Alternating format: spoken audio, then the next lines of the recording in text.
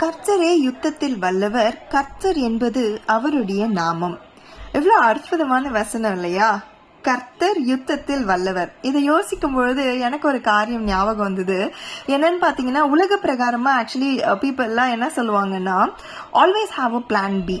Plan B எப்பவுமே ஒரு backup plan நமக்கு எப்பவுமே இருக்கணும். ஏன்னா எந்த நேரம் என்ன ஆகும்னு தெரியாது.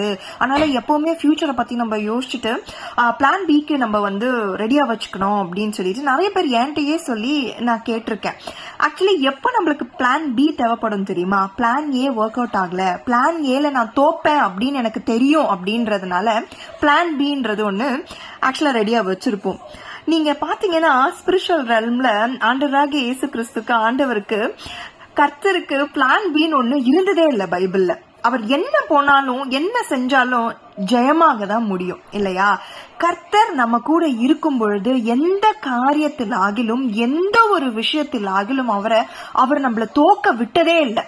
எந்த ஒரு பேட்டிலையும் எடுத்து பாருங்களேன், கர்த்தர் அசாத்தியமான ஒரு வெற்றியை தான் நம்மளுக்கு கொடுத்திருக்கிறார். அதுவும் விக்டரிய அவர் கூட வச்சுக்க மாட்டாரு, தன் பிள்ளைகளாகிய நமக்கு அந்த விக்டரிய கொடுத்துருவார். யுத்தம் மட்டும்தான் அவருடையது, ஆனா அதற்கான வெற்றி நமக்கு அவர் கொடுத்துருவார். எவ்வளவு அற்புதமான தேவன் இல்லையா நம்ம தேவன்? அதை நினைக்கும் பொழுதே நம்மளுக்கு அவ்வளோ சந்தோஷமா இருக்கும். அப்பேற்பட்ட ஆண்டவரை வைத்திருக்கிற நம்மளுடைய பக்கத்துல வைத்திருக்கிற நாம் அற்ப காரியத்திற்காக பயப்படலாமா? இதுல நம்ம தோத்து போயிடுவோம்னு நினைச்சு நம்ம பயந்தாலே அது ஆண்டவரை அசிங்கப்படுத்துறதான ஒரு காரியம் தானே.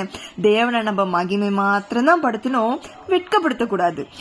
அப்போ நம்ம தைரியமா இருக்கணும். தேவன் என் கூட இருக்கிறாரு, இந்த பேட்டில் தேவனுடையதுன்னு தைரியமா போங்க. கர்த்தர் உங்களுக்கு ஜெயத்தை தருவார். ஆமென். மார்னாதா.